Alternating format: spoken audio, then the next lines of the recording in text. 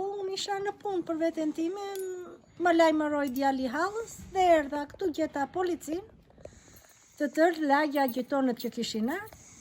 Dhe tani Çfarë ka ndodhur konkretisht? ka rënë muri. Të dy dhomat atje ka rënë.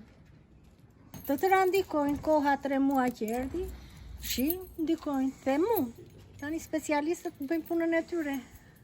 Unë isha në krevat po flija, ora 7 e gjysmë, unë ngrije gjithmonë shpejto, po sot që kur më dha shejtani, mi që su ngrita se do isha ndrej, do isha në prua.